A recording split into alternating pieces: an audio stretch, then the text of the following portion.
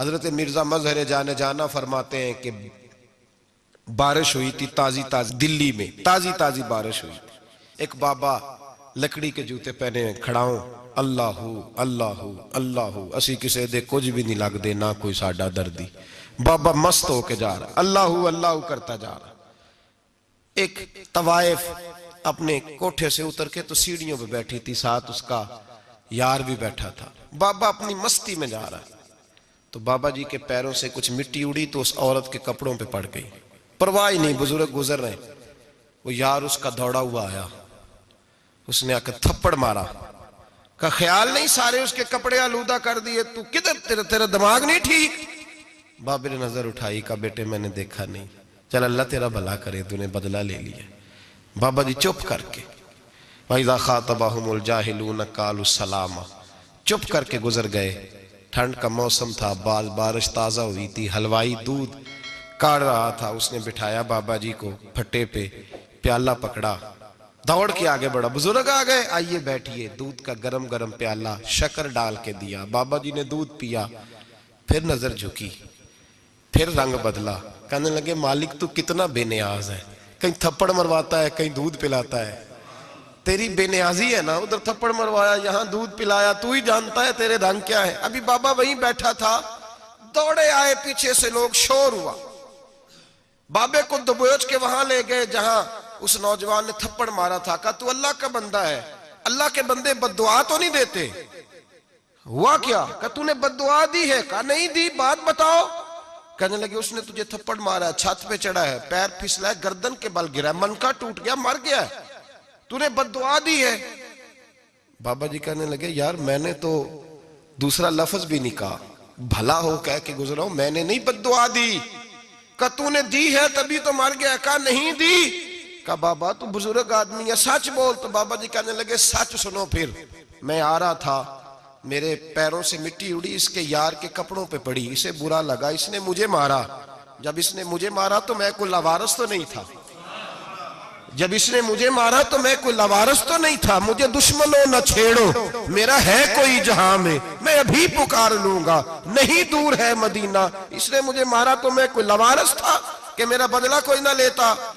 اس نے مجھے مارا ہے تو میرے یار کو برا لگا تو اس نے اسے مار دیا ہے، میری تو غلطی کوئی نہیں. یاروں کا جھگڑا ہے، یہ تو دوستوں کا جھگڑا ہے، یہ تو یاروں کا جھگڑا ہے، کوئی غلطی نہیں میری، کوئی غلطی نہیں. خش خش جنہ قدر نہیں میرا، اے میرے صاحب نو وڈیاں، میں تے گلیاں دا روڑا کوڑا، میں گلیاں دا روڑا کوڑا.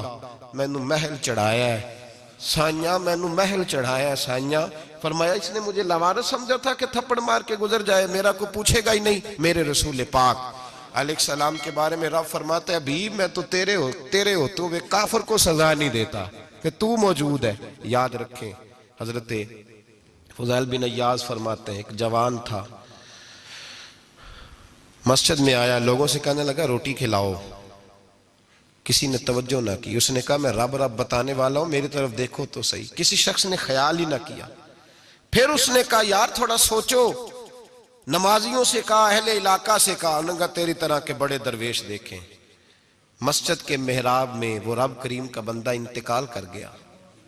جب فوت ہو گیا نا، لوگوں کا مزاج ہے، بیمار کو دوائی نہیں دیتے، جنازے پہ وقت پہ پہنچ جاتے. جب کوئی گر رہا ہوتا ہے تو سہارا کوئی نہیں دیتا، جب کوئی گر جاتا ہے، ٹانگ ٹوٹ جاتی ہے تو تیمارداری کو زمانہ پہنچ جاتا ہے. اور بزرگ وہ نوجوان اللہ کا نیک بندہ مسجد کے محراب میں فوت ہو گیا. حضرت فضیل ابن عیاض کہتے ہیں امام صاحب نے اعلان کیا چندہ دو، کوئی لاوارث فوت ہو گیا، کفن دینا. چندہ کٹھا ہوا، کفن خریدا، جنازہ پڑا. عشاء کے بعد دفن کر کے آئے. فجر کی نماز کے لیے جب امام اور مؤذن مسجد میں آئے تو چیخیں مارنے لگے، تڑپنے لگے، دور دور تک آوازیں پھیل گئی. دنیا دوڑی آئی، کیا ہوا؟ کہنے لگے وہ جو تم نے کفن پہنایا تھا وہ یہاں پڑا ہوا ہے، اور دیکھو کفن پہ تحریر لکھی ہے. تحریر کیا ہے؟ عرش کے مالک نے فرمایا میرے دوست نے روٹی مانگی تم نے دی نہیں، اس نے تمہیں میرے قریب کرنے کے لیے اپنی طرف توجہ کرائی، تم نے کی نہیں. اور میرا یار تمہارے کفن کا محتاج تھا، سنبھال کے رکھو اپنا کفن، میں نے اسے جنت کا لباس عطا فرما دیا، سنبھال کے رکھو. یہ کوئی لاوارثوں کا ٹولہ ہے؟ یاد رکھیں جو وارث والے ہیں، وارث والے ان کا رنگ اور ہے، جو ماننے والے ہیں ان کا مزاج اور ہے۔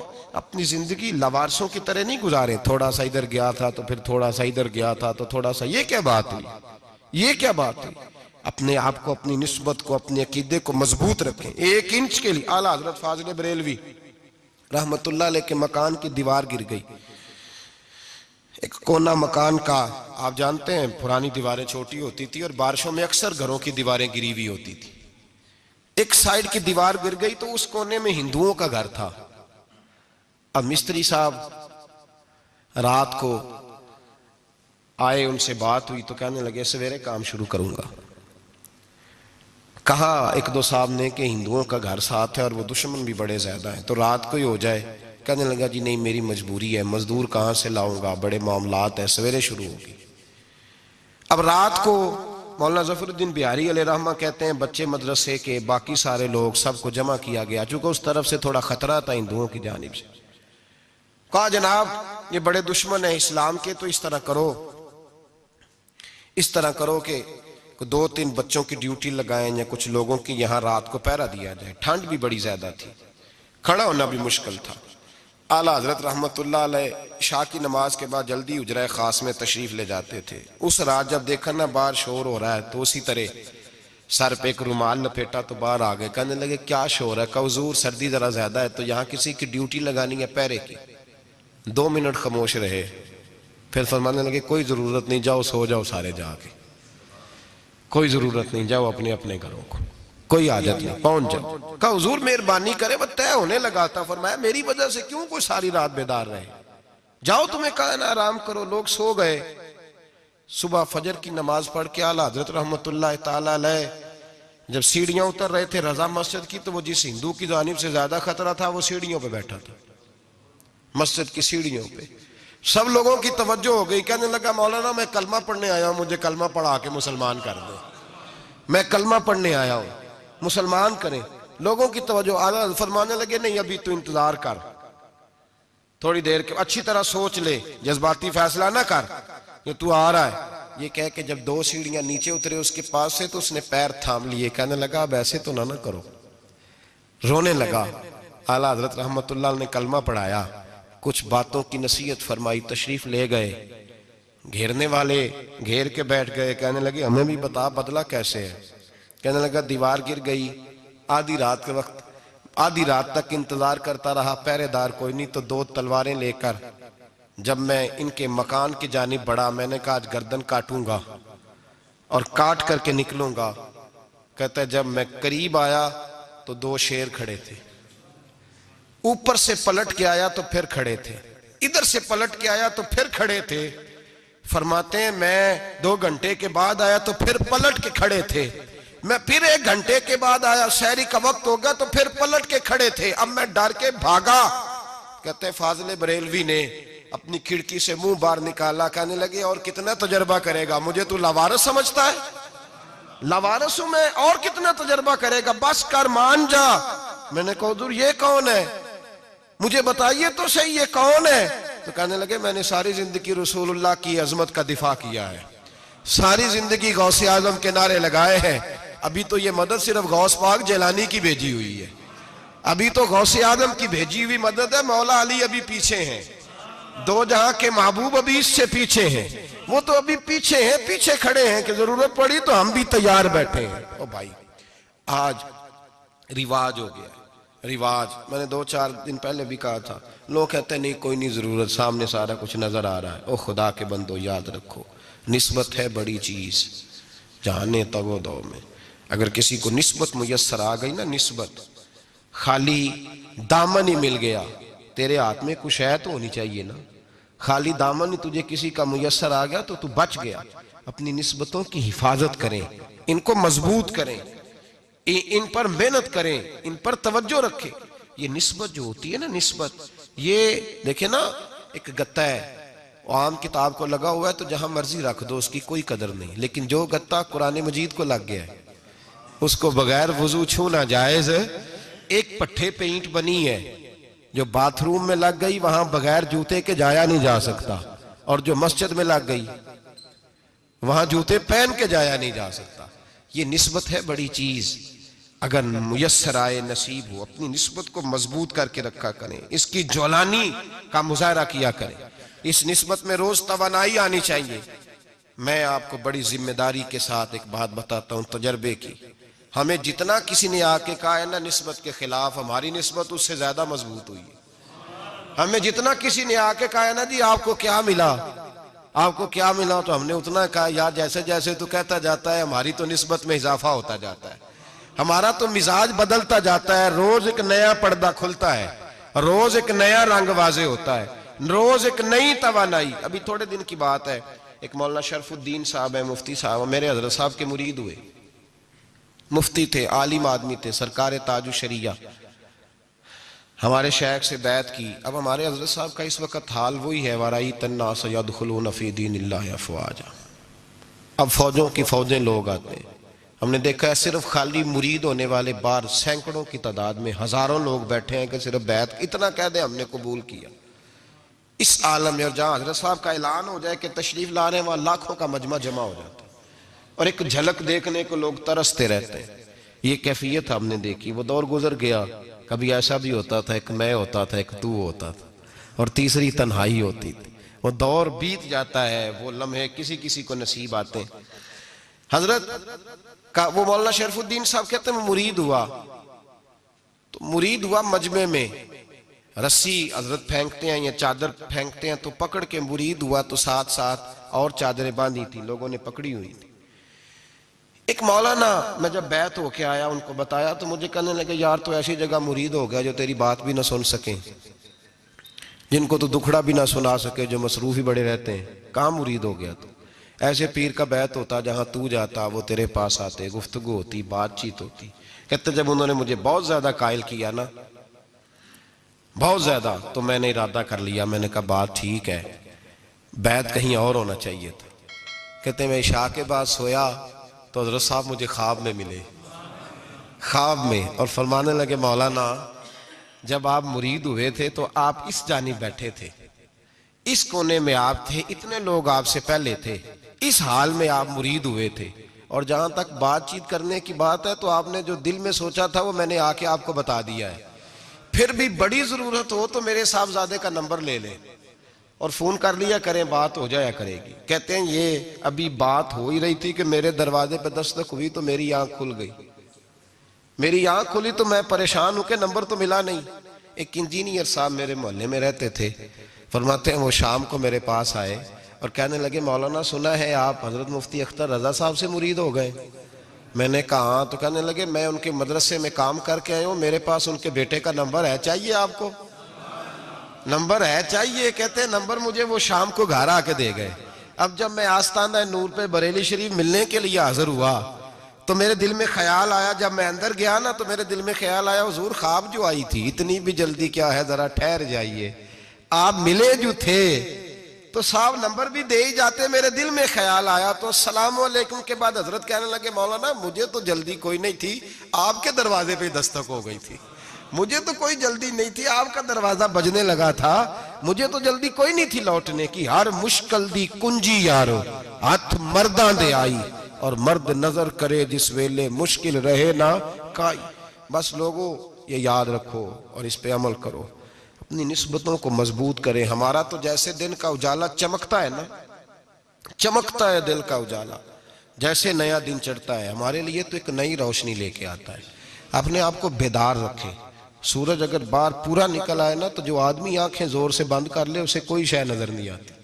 پورا سورج نکلا ہوا بھی ہو, سورج اسے نظر آئے گا جس کی اپنی آنکھیں بھی کھلی ہوں گی. تو آنکھیں نہیں کھول رہے, تو آنکھیں نہیں کھول رہے, آنکھیں, یہ شکوہ آنکھیں نہ کھولنے کا ہے, آنکھیں نہیں کھول رہے تو سورج کیسے نظر آئے گا. بات ذرا سخت ہے پر چلو آپ میرے عزیز ہیں کر جاتا ہوں. ملا رومی رحمت اللہ تعالیٰ علیہ فرماتے مجھ سے ایک شخص نے کہا کہ نبی پاک صلی اللہ تعالیٰ علیہ وسلم اگر سراجم منیرہ ہے تو نظر کیوں نہیں آتے؟ تو میں نے کہا الو اگر آنکھیں بند کر لے تو اسے کوئی شے نظر نہیں آتی. آنکھیں بند کر لے تو اسے کوئی شے نظر, تو آنکھیں تو کھولنا, آنکھیں کھول. یہاں میں اپنے کمرے میں یوں پردہ آگے کر کے لائٹ بند کر کے باہر شور مچاؤں, سورج کوئی نہیں, سورج کوئی نہیں, تو مجھے کوئی بندہ کہے گا پاگل, اس طرح کر, باہر نکل, ادھر آ تجھے دکھاؤں سورج ہے کہ نہیں، تیری تو اپنی آنکھیں بند ہے۔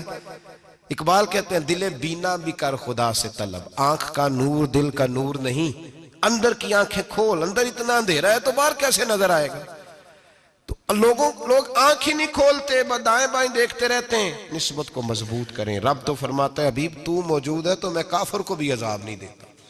اب یہاں خالص نسبت کا بیان ہے، خالص، یہ نہیں فرمایا کہ حبیب ان کے عمل اچھے ہیں تو میں عذاب نہیں دیتا، یہ نہیں فرمایا کہ حبیب یہاں خانہ کعبہ ہے تو میں عذاب نہیں دیتا، نسبت کی بات فرمائی، نسبت کی۔ یہ نہیں فرمایا کہ حبیب یہاں روز طواف ہوتا ہے تو عذاب نہیں دیتا، یہاں تلاوت ہوتی ہے تو فرمایا حبیب تو ہے اس لیے میں انہیں عذاب۔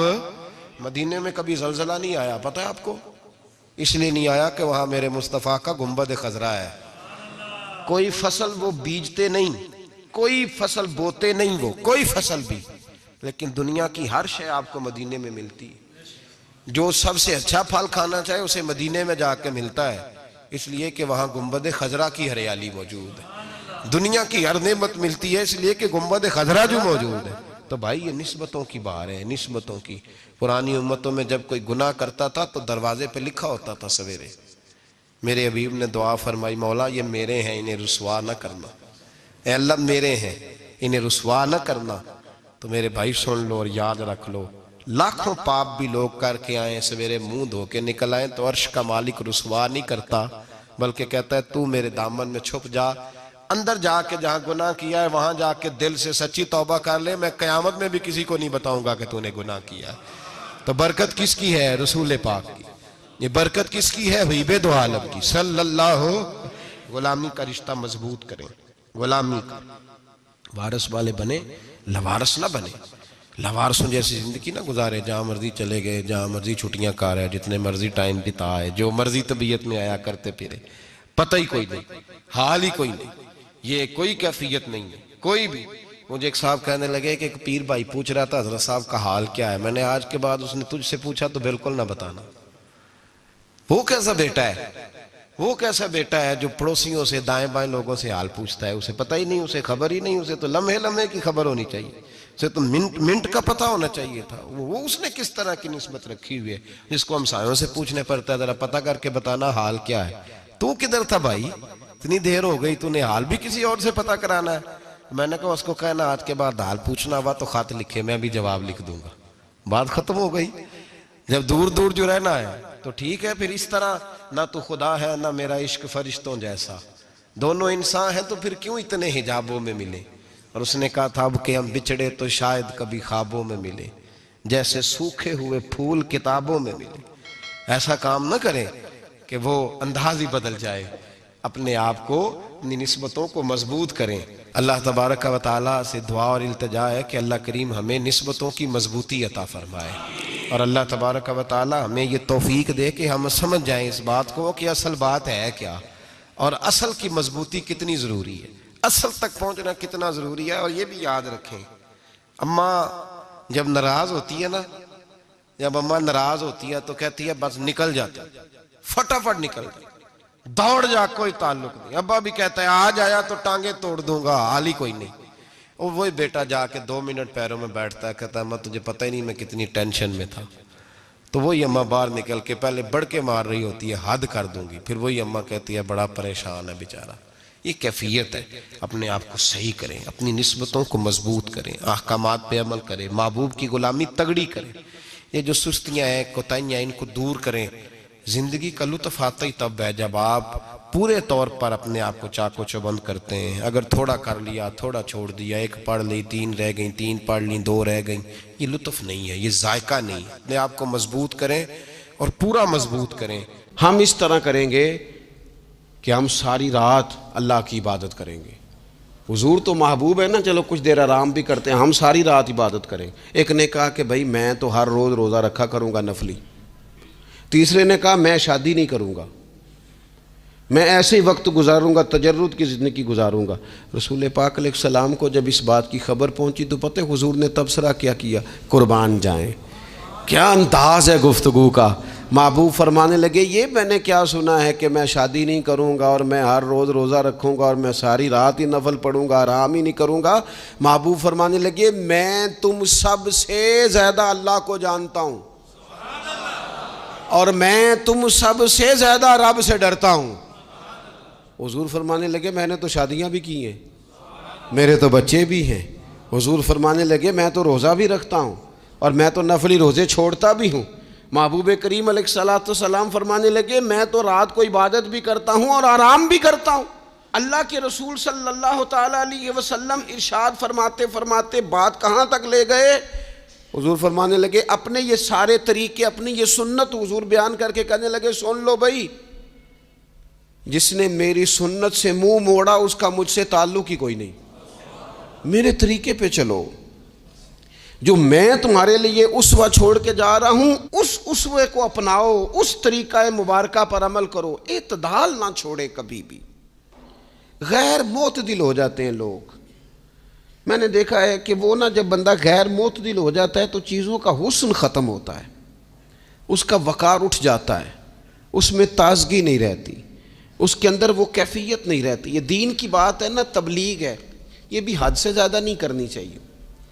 حضرت عبداللہ ابن مسعود رضی اللہ تعالیٰ عنہ سے لوگوں نے کہا تھا ہمارا دل کرتا ہے آپ روز واز کریں، روز تقریر کریں، ہم روز سنیں، تو آپ فرمانے لگے نہیں، ہفتے میں 3 دن بات کروں گا۔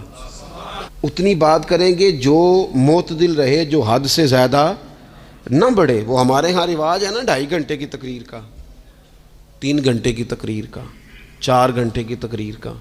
تو ہم سے لوگ کئی دفعہ کہتے ہیں اسی تے جے گل سمجھن لگے سا تسی ختم کر دیتی۔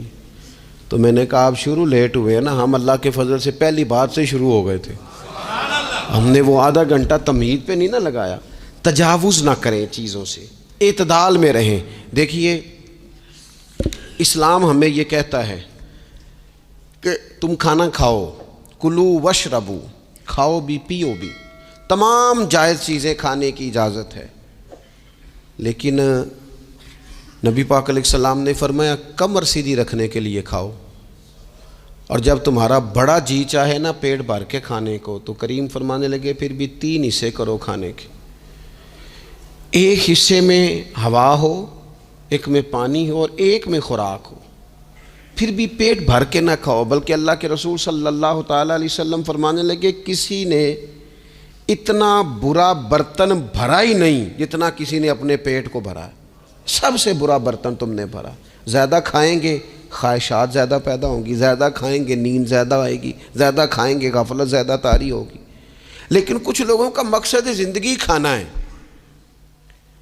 صبح کی پلاننگ الگ ہے، دوپہر کی الگ ہے، شام کی الگ ہے۔ آپ حیران رہیں گے کہ آپ اس ملک میں رہتے ہیں جس میں سب سے بہترین بزنس ہوٹل چلانے کا بزنس ہے، کھانے پینے کا کام کرو، یہ بھی بنا لو یہ بھی بنا لو، اچھا بھلا کھا پی کے اس کے بعد فاسٹ فوڈ کا آرڈر دے دیا جاتا ہے، اور کھانے کے بعد کتنی ساری چیزیں۔ اب تو یہ میں کچھ عرصے سے دیکھ رہا ہوں اچھا بھلا کھانا کھاتے ہیں، اس کے بعد چائے کے ساتھ بسکٹ آ جاتے ہیں۔ میرا ایک غریب گھر سے تعلق ہے، ہم تو اس وقت چائے کے ساتھ بسکٹ کھاتے تھے، رس کھاتے تھے جب روٹی کوئی نہیں ہوتی تھی، یا روٹی کھانے کا پروگرام نہیں ہوتا تھا، کوئی پرہیز چلتی تھی۔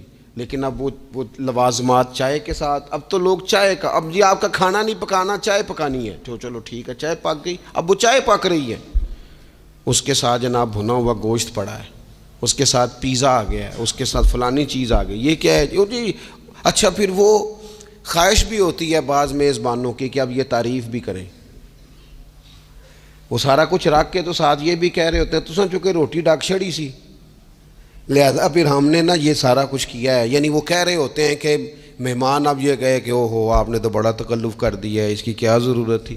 تو کئی مہمان میری طرح کے بڑے پکے ہوتے ہیں، جو روز کے مہمان ہوتے ہیں نا بڑے پکے ہوتے ہیں، وہ تعریف شریف کوئی نہیں کرتے، وہ صاف ہی بات کرتے ہیں کہ تسی ایک شے رکھ دے تے اسی بھی چاج نال کھا لیں دے۔ اب تو یہ چکھنے چکھانے کا ہی ماحول ہے، کوئی ایک رکھتے یا ہماری مرضی کی رکھتے یا پوچھ لیتے کہ اس ٹائم روٹی کھانی ہے تو چلو ہم کھاتے۔ یہ لوازمات ہیں، یہ تکلفات ہیں، اس میں گھر والے بھی تکلیف میں، پیسہ بھی بعضوں کا ضائع۔ آپ کھانے کے لیے زندہ نہ رہیں، زندہ رہنے کے لیے کھانا کھائیں۔ اپنی طبیعت میں بوجھ نہ بنائیں کسی قسم کا۔ نبی پاک صلی اللہ تعالیٰ علیہ وسلم نے مومن کی شان پتہ کیا بیان کی؟ فرمایا کافر اور منافق 7 آنتوں سے کھاتا ہے اور مومن 1 سے کھاتا ہے۔ اتنا فرق ہے کافر منافق کے کھانے میں اور مسلمان کے کھانے میں۔ 6 گنا کم روٹی کھاتا ہے مسلمان، 6 گنا کم۔ حضرت عمر فاروق ملک شام میں حضرت ابو عبیدہ بن جراح سے ملنے کے لیے گئے تو کہنے لگے اتنی دور سے آیا ہوں، شپا سالار اور روٹی تو کھلا۔ تو انہوں نے اپنے بیگ سے رات کا خشک ٹکڑا کھانے کا نکالا اور پانی کا پیالہ دے کے کہنے لگے عمر یہ لو کھا لو۔ تو حضرت فاروق اعظم کہنے لگے یہی وہ مزیدار روٹی تھی جس کے لیے میں تیرے پاس آیا تھا، یہی وہ کھانا تھا، میں تلاش کر رہا تھا کہ یہ تمہیں ملے گا۔ کدھر گئے وہ لوگ جو رات کے کھانے میں فریج بھی نہیں ہوتی تھی، رات کے کھانے میں تھوڑا پانی ڈال دیا اماں نے، اس کو 3-4 دفعہ ابال لیا، رات کی روٹیوں میں تھوڑا سا پانی اور تھوڑا سا گھی، پورا گھی نہیں، تھوڑا سا پانی اور تھوڑا سا گھی، اور ساتھ دادی نانی یہ بھی کہہ رہی ہے کہ یہ پانی سے ذرا نرم ہو جائے گی روٹی، اور پھر وہ کھانا کھایا جا رہا ہے۔ اس کے اندر نہ تو ڈاکٹر آپ کو یہ کہہ رہا ہے کہ یہ نقصان کا باعث ہے، نہ معدے پہ بوجھ بن رہا ہے، نہ اس کے لیے پھر بھائیوں کو جا کے پردیس کاٹنا پڑ رہا ہے، نہ باپ کو کئی قسم کی نوکریاں کرنی پڑ رہی ہیں، اعتدال میں گھر کے اندر ہی سارا کچھ مینج ہے۔ یہ وہ حسن ہے جو اسلام کہتا ہے تم غیر معتدل ہو گئے، تم حد سے بڑھ گئے، تم نے زندگی ساری کھانے پینے پہ لگا دی۔ اور بھائی من چاہی نعمتیں تو جنت میں ملیں گی، ہم نے تو مزے کے کھانے وہاں جا کے کھانے، وہاں ملے گا پھل اور وہاں ملے گی نعمتیں جو بار بار ملیں گی، چہرے ایک جیسے ہوں گے پر ذائقہ بڑا منفرد سے منفرد نظر آئے گا۔ تو وہ جو پردہ غیب میں چیزیں تھیں وہ ساری چیزیں لوگ کہتے ہیں ہاں جی ہم ساری غیر معتدل نہ بنے، تھوڑی سادگی لائیں، تھوڑا درمیانہ راہ، اسلام اس کو پسند کرتا ہے۔ نبی پاک علیہ السلام کی بارگاہ میں ایک مہمان آیا، ابھی وہ مسلمان نہیں تھا، تو محبوب نے فرمایا ایک بکری کا دودھ دھو کے اسے پلا دو۔ ایک بکری کا دودھ دھویا گیا، پلایا گیا، پھر دوسری کا دودھ دھویا گیا، پلایا گیا، پھر تیسری کا، وہ 7 بکریوں کا دودھ پی گیا۔ صبح اللہ نے توفیق دی اور وہ کلمہ پڑھ گیا۔ اب نبی پاک علیہ السلام نے فرمایا اسے بکری کا دودھ دھو کے پلاؤ۔ ایک بکری کا دودھ پیا، دوسری کا پی نہ سکا، رات 7 کا پی گیا تھا۔ تو میرے کریم فرمانے لگے یہ مومن اور کافر کا فرق ہے۔ جب تک یہ حالت کفر میں تھا 7 بکریوں کا دودھ پی گیا، اب یہ مومن ہوا ہے تو اللہ تبارک و تعالیٰ نے ایک دودھ کے ساتھ ہی اسے سیر فرما دیا ہے، اس کی تشنگی اور بھوک اللہ نے مٹا دی کھانے پینے کے لیے۔ اور اس کا ذہن بھی نہ بنائیں۔ میں جانتا ہوں جن گھروں میں بچے اس مزاج کے ہو جاتے ہیں، اس طبیعت کے ہو جاتے ہیں کہ آج یہ کھانا ہے، کل وہ کھانا ہے، پرسوں وہ کھانا ہے، وہ پھر کھانے پینے میں سارا وقت گزرتا ہے۔ پھر وہاں دیکھا ہے کہ اماں بیچاری باورچی خانے میں ہی رہتی ہے، پھر وہاں صرف ایک ہی سلسلہ ہے کہ کھاؤ کتنا کو کھا سکتے ہو۔ تو معتدل رہیں۔ تیسری بات یہ کہ رزق کمانے کے مسئلے میں بھی معتدل رہیں، کاروبار کریں، محنت کریں، منصوبہ بندی کریں، کوشش کریں، لیکن پیسے کمانے کے مسئلے میں ڈپریشن کا شکار نہ ہو۔ یعنی اس کو نہ جینے مرنے کا مسئلہ نہ بنائیں کہ اگر 1 مہینہ کاروبار صحیح چمکا ہے تو صحت بھی ٹھیک رہی ہے، اور اگلے مہینے اگر تھوڑے حالات خراب ہوئے ہیں تو بلڈ پریشر بھی کافی اوپر نیچے ہو گیا ہے۔ اس کو نفسیاتی مسئلہ نہ بنائیں۔ پہلے بھی کئی دفعہ کہہ چکا ہوں، پھر کہتا ہوں، 2-4-5 دوستوں سے پیار ہے تو 2-4 دفعہ انہی دنوں میں نا، سال کے بعد آ کے مجھے کچھ دن آتے ہیں نا کاروبار پہ، انہی دنوں میں آ کے انہوں نے مجھ سے کہا، دور سے آئے، کہا جناب ہم کاروباری بندے، حالات ٹھیک نہیں، کوئی دعا بتائیں۔ تو میں نے کہا جن دنوں ٹھیک ہوتے ہیں ان دنوں کیوں نہیں آتے؟ کیا آج کل حالات بڑے اچھے ہیں، کچھ شکر کا طریقہ بتائیں، کیوں نہیں آتے؟ کیا فلسفہ ہم نے اختیار کر لیا ہے؟ رزق کا وعدہ اللہ کا ہے، اس کو کمانے میں اور پیسے کمانے میں محنت کرنے کا حکم دیا گیا ہے۔ نبی پاک علیہ الصلوۃ والسلام نے فرمایا جدوجہد کرو، نکلو، اللہ پہ بھروسہ کر کے نکلو، جس طرح وہ پرندوں کو روزی دیتا تمہیں بھی دے گا، لیکن اس میں نفسیاتی مسئلہ نہ بنایا جائے، نفسیاتی نہ بنایا جائے۔ حضور علیہ الصلوۃ والسلام نے نا ایک جملے کے اندر اس مضمون کو اتنے حسین انداز میں سمیٹا ہے نا کہ مسلمان، یہ ابن ماجہ میں موجود ہے، مسلمان اگر ان دو جملوں کو کبھی سمجھ جائے نا تو سکون آ جائے زندگی میں، اطمینان نصیب ہو جائے، تیقن کی دولت ملے۔ حضور فرمانے لگے رزق کمانے کے معاملے میں معتدل رہنا، کوئی بندہ اتنی دیر تک مرے گا نہیں جب تک اس کے حصے کا رزق اسے مل نہ جائے۔ اتنی دیر تک بندہ دنیا سے نہیں جائے گا، تیرا حصہ تیرے تک پہنچے گا۔ کبھی بھی بے آبرو ہو کے رزق کمانے کے چکر میں نہ پڑے، کبھی بھی ذہن پہ سوار نہ کر لیں کہ میرا کام نہیں چل رہا، کبھی بھی اس طرح کی طبیعت نہ بنائیں۔ میں تھوڑی دیر پہلے عرض کر رہا تھا کہ ایک بزرگ نے نا دو کنجوس لوگوں کو پہلے بلایا، کنجوس آدمی تھے اللہ ماشاء اللہ، تو ان کے سامنے کھانا رکھا، کھانا بڑا بہترین اعلیٰ کوالٹی کا، لیکن ان سے کہا کہ جناب ہم نے نا ایک سبق لینا ہے آپ سے، تو کھانا تو آپ کو ملے گا اور آپ کی مرضی کا پکایا ہے، پر کھانے کا طریقہ ہمارا ہے۔ انہوں نے کیا کیا، یہاں سے رکھ کے نا ان کے ہاتھ باندھ دیے۔ وہ پرانے زمانے میں جو جراح ہوتے تھے بازو ٹوٹ جاتا تھا تو باندھ دیتے نا لکڑیاں رکھ کے، تو لکڑیاں رکھ کے نا ہاتھ باندھ دیے تاکہ یہ جوڑ موڑ نہ سکے، تو یہاں سے ہاتھ باندھ دیے کہ روٹی کھاؤ۔ کنجوس بندے تھے۔ اب انہوں نے لقمہ اٹھایا، ہاتھ بندھا ہوا، یہاں سے لے جا کے جب منہ میں پھینکا، وہ کپڑے بھی سارے الجھ گئے، حال بھی خراب ہو گیا، پر کھایا انہوں نے مزہ لے کے پورا۔ وہ بڑی بری حالت ہو گئی، وہ کنجوس تھے دونوں کو دسترخوان پہ روٹی کھائی جا رہی۔ اب ان دونوں کو سمجھانے کے لیے کہا کہ اب ہم تمہیں دو اور لوگوں سے بھی ملواتے ہیں۔ اب دو وہ بندے بلائے جو دل کے سخی تھے، جو رزق کے معاملے میں اس کا زیادہ حریص نہیں تھے، ان کی بھوک جو تھی وہ کہیں دور تک دکھائی نہیں دے رہی تھی۔ انہوں نے کہا جناب ادھر آئیں، آپ دونوں بھی، ان کے بھی ہاتھ باندھ دیے گئے، کہا آپ نے روٹی کھانی ہے، آپ نفیس لوگ ہیں، ناراض نہ ہوئیے گا، سخی بندے ہیں، پر کھانا آپ نے کھانا ہے، پر ہماری مجبوری ہے، ہم نے آپ کے ہاتھ باندھ کے روٹی دینی ہے آپ کو۔ وہ دو بندے بھی آمنے سامنے بٹھا دیے گئے، کھانا چن دیا گیا، ہاتھ یہاں سے باندھ دیے گئے، لیکن وہ سخی تھے۔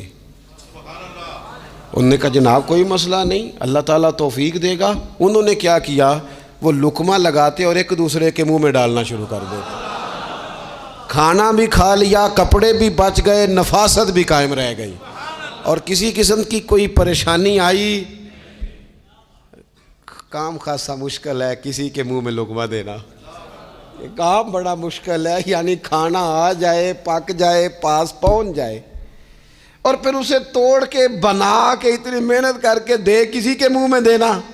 لیکن یہ دے کے دیکھو کپڑے بچ جائیں گے انشاءاللہ، نفاست نظر آئے گی، حسن نظر آئے گا، خوبصورتی نظر آئے گی، اس میں لطافت محسوس ہوگی، اس میں لگے گا کہ یہ بندہ ایسا ہے جسے اللہ تعالیٰ نے اپنے فضل سے عطا فرمایا ہے۔ تو غیر معتدل طریقہ بندے کو رسوا کر دیتا ہے، رسوا کر دیتا ہے۔ وہ مال کمانے تو نکلتا ہے لیکن وہ کمزور ہو جاتا ہے، اس کا مزاج اور طرح کا ہو جاتا ہے۔ میں نے دیکھا ہے، وہ جناب ساری دنیا چھٹی پہ ہے لیکن اس نے کہا چلو آج میں دکان کھول لیتا ہوں، گاہک کہیں بھی نہیں آئے گا تو چلو سارے آج مجھے مل جائیں گے۔ ایسا نہیں ہوتا، رزق اللہ نے تقسیم فرمایا ہے، اور جس کا ہے وہ اس تک پہنچ جاتا ہے۔ تو غیر معتدل طریقہ اور رسوائی والا طریقہ کبھی بھی اختیار۔ اسی طرح کا معاملہ سخاوت میں ہے۔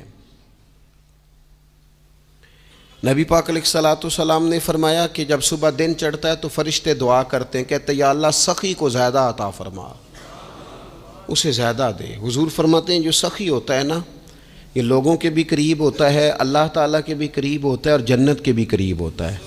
اور یہ جو کنجوس ہوتا ہے یہ لوگوں سے بھی دور ہوتا ہے، اللہ تعالیٰ سے بھی دور ہو جاتا ہے، جنت سے بھی دور ہو جاتا ہے۔ سخاوت بڑی اعلیٰ چیز ہے، لیکن اس میں بھی معتدل رہنے کا کہا گیا ہے۔ معتدل، کچھ لوگ ایسے ہیں جو سخی نہیں ہوتے، یہ میں کوشش کروں گا تشریح آپ کے ذہن کے مطابق کر لوں۔ سخی مزاجن سخی، لیکن اگر کبھی چڑ جائے نا، وہ جتنے مرضی پیسے لے لو ان سے، مزاج میں سخاوت نہیں، لیکن اگر طبیعت ہے اس طرح کی کہ اگر ان کا ذہن آ گیا نا، کبھی کہیں کسی نے تعریف کر دی ہے، پوری خوشامد اس نے کر لی ہے، تو پھر تو جناب ساری جیب بھی آپ خالی کرا دیں. یہ مزاج کی سخاوت نہیں ہے. یہ تو آپ کی طبیعت کا وہ ابال ہے کہ اگر کسی بندے کو پتہ چل گیا ہے کہ کس طرح کر کے آپ قابو آتے ہیں تو پھر وہ روز استعمال کرے گا. اور یہ ہوتا ہے, یہ ماحول ہوتا ہے. میں چونکہ مذہبی ماحول سے تعلق رکھتا ہوں, میں نے خود یہ دیکھا ہے کہ کوئی شخص اگر اس نے زیادہ بڑا منہ کھول کے لوگوں سے مانگنا شروع کر لیا ہے تو پھر تو جناب بڑی بات ہے, مہنگا آدمی. اور اگر کوئی اپنی وفاداری قائم رکھتا ہے, خوشامد نہیں کر سکتا, اس کی طبیعت نہیں ہے کہ وہ 20-50 لوگوں کی خوشامد کرے, 10 کو حاجی صاحب کہے, 20 کو عاشق رسول کہے اور 30-35 کو کہے جناب بڑی بات ہے, ہم نے تو بڑا دیکھا ہے, آپ تو بڑے بہترین لوگ ہیں. تو پھر جناب وہ اگر یہ کام اسے کرنا آتا ہے تو پھر اس کا مطلب ہے اسے دہاڑی بھی اچھی لگانی آتی, پھر اس کی آواز کا بھی زیادہ سریلا ہونا ضروری نہیں. پھر اللہ تعالیٰ معاف فرمائے, پھر بس ٹھیک ہے, اب میں کیا اس پر تبصرہ کروں. پھر تو ہم دیکھ رہے ہوتے ہیں جس کو وہ عاشق رسول کہہ رہے ہوتے ہیں نا, اور ایسی خطرناک. میرے سامنے ایک نعت خواہ ایک صاحب سے کہنے لگا, نعت حضور کی پڑھی جا رہی ہے. کبھی شعراء ایک کام کرتے تھے, وہ کہتے تھے شعر تیری نظر ہے, وہ غزل کا شعر ہے یا کوئی ایسا شعر ہے, لیکن ایک شعر ہے نعت کا, اس میں تو حضور کی تعریف ہے. نبی پاک کی تعریف کا شعر کسی بندے کی نظر کیسے ہو سکتا ہے جب اس میں ذکر ہی رسول پاک کا ہے. تو وہ نعت خان صاحب کہنے لگے, بندہ سامنے بیٹھا ہے, تھوڑا بہت میں بھی اسے جانتا ہی تھا, تو اسے کہنے لگے حاجی صاحب یہ شعر تہاڈی نظر ہے. میں انہوں آکھیا تو مہربانی کر ایدی نظر کوئی اور شے کر لیا, یہ تو نعت ہے حضور کی, یہ نبی پاک کے لیے ہی رہنے دے, اس کی نظر تو نے کر دی ہے. تو نالے میں کیا یہ حاجی جنی دیر تک پیچھے بیٹھا سی اونی دیر تو نظر کیتی نہیں, ان دتھیاں لے کے سامنے آئے تھے تو نظر نیاز شروع کر لی. نہ کریں یہ کام, اس سے کوفت پہ. اور آپ یقین کریں, میں ذمہ داری سے کہتا ہوں, یہ کام کرنے والا بھی تنگ ہوتا ہے, اور جس کے لیے کر رہا ہوتا ہے پتہ اسے بھی سارا ہی ہوتا ہے کہ یہ چکر کیا چل رہا ہے, سب پتہ ہوتا ہے. تو اس تکلف میں جب انسان کام کرتا ہے تو کہاں تک بات جاتی. سخاوت کریں لیکن چڑھ کر کوئی کام نہ کریں. نبی پاک علیہ الصلوۃ والسلام نے فرمایا, حضور فرمانے لگے اس طرح خیرات نہ کرنا کہ تمہارے اپنے بچے بعد میں لوگوں کے سامنے ہاتھ پھیلاتے پھرے. حضرت سعد بن ابی وقاص رضی اللہ تعالیٰ عنہ نے عرض کیا تھا, یا رسول اللہ صلی اللہ تعالیٰ علیہ وسلم, میں سارا مال اللہ کی راہ میں خیرات کرنا چاہتا ہوں, میری ایک ہی بیٹی ہے, میں چاہتا ہوں سارا اللہ کے راستے میں دے دوں. تو حضور فرمانے لگے, نہیں بھائی تو چوتھا حصہ دے, 3 حصے اپنی بچی کے لیے, بیویوں کے لیے, باقیوں کے لیے رکھ لے, لیکن تو یہ کام نہ کر. تو میرے عزیز زندگی میں خرچ کرنے میں بھی اعتدال کا مظاہرہ کریں. مجھے پتہ ہے اچھی طرح کہ ہمارے ہاں ایک مزاج بن جاتا ہے, طبیعت بن جاتی ہے کہ اگر کسی شخص کو آپ تھوڑی سی مدد کرتے ہیں تو وہ سمجھتا ہے کہ اگر اس نے مجھے 20,000 دیا ہے تو یقیناً اس کے گھر میں 50 لاکھ پڑا ہے. وہ پھر اگلے ہفتے دوبارہ آتا ہے, ایک نئی مجبوری کا بھی اظہار کرتا ہے. یہ ساری چیزیں ہوتی ہیں, ان چیزوں کے بیچ ہی آپ کو نیکی کرنی ہے, لیکن افراط و تفریط سے بچنا ہے. اسی طرح کا معاملہ اپنی زندگی کے دیگر معاملات میں کریں. نبی پاک علیہ الصلوۃ والسلام نے نا سادگی کو پسند کیا ہے. حضور سادگی کو پسند کرتے, کھانے کے معاملے میں بھی اور کپڑوں کے معاملے میں بھی, لیکن اچھا لباس پہننے کی اجازت دیتے. حضور علیہ الصلوۃ والسلام نے ایک موقع پر ارشاد فرمایا کہ اگر کسی بندے کے پاس گنجائش ہے تو اسے اجازت ہے کہ 2 جوڑے کپڑوں کے کام کاج کے لیے رکھ لے, 2 جوڑے جمعے کے لیے رکھ لے. اور نبی پاک صلی اللہ تعالیٰ علیہ وسلم نے ایک شخص کو دیکھا جو مالدار تھا, لیکن اس کے کپڑے پھٹے پرانے تھے, لباس پرا گندا تھا, بال بکھرے ہوئے تھے. تو اللہ کے محبوب علیہ السلام نے فرمایا تیرے اوپر اللہ کا فضل ہے, اور رب جب فضل کرے تو پھر اللہ فضل دیکھنا پسند بھی فرماتا ہے. فرمایا تو اچھا لباس پہن, حرج کوئی نہیں, لیکن اپنا رسول پاک علیہ السلام کا طریقہ مبارکہ یہی تھا کہ سیدہ عائشہ صدیقہ فرماتی ہیں کہ یہ وہ لنگی مبارک ہے اور یہ وہ پیوند والا کرتا مبارک ہے, اسی میں محبوب نے اپنی جان اپنے رب کریم کی بارگاہ میں پیش کر دی. اور فرماتی ہیں کتنے کتنے دن گزرے کہ رسول پاک علیہ الصلوۃ والسلام نے کھانا تناول نہیں فرمایا, کتنے کتنے دن گزرے. میں اس ساری بات کو اگر سمیٹوں نا تو میں یہ نوجوان اگر میری بات پر غور کریں تو اسلام کہتا ہے حضور خود کنگھی بھی فرماتے تھے, تیل بھی لگاتے تھے, امامہ بھی باندھتے تھے، سرما بھی پہنتے تھے، سادہ لباس پہنتے تھے لیکن صاف ستھرا۔ اسلام آرائش کی اجازت دیتا ہے، زینت کی اجازت دیتا ہے۔ آپ کنگھا کریں، تیل لگائیں، خوشبو لگائیں، سرما لگائیں، صاف لباس پہنیں، کپڑے دھلے ہوئے پہنیں۔ حضور نے حکماً کہا، تاکیداً کہا کہ جمعے والے دن نہا کے مسجد میں آیا کرو۔ اسلام آرائش کی اجازت دیتا ہے، بس نمائش سے منع کرتا ہے۔ دکھاوا نہ کرو، نمائش نہ کرو۔ یہ نہ کہو کہ میں نے اتنے لاکھ کا پہننا ہے، ذرا لاکھ پتہ جائے لوگوں کو۔ یہ نہ مزاج بناؤ کہ اوہو یہ تو میں نے جناب پچھلے ہفتے بھی پہنا تھا، یہ تو میں نے منگنی والے دن بھی پہنا تھا، نکاح والے۔ یہ نمائش ہے، نمائش سے اسلام منع کرتا ہے۔ اللہ کے پیارے رسول صلی اللہ تعالیٰ علیہ وسلم نے فرمایا، جس نے دنیا میں شہرت کا لباس پہنا، اس طرح کا لباس پہننا چاہا، اس طرح کے کپڑے زیب تن کرنا چاہے جس سے محسوس ہو کہ میں ایک بڑا آدمی ہوں، میں مالدار آدمی، جس نے دنیا کے اندر شہرت کا لباس پہنا، اللہ قیامت کے دن اسے ذلت کا لباس پہنائے گا۔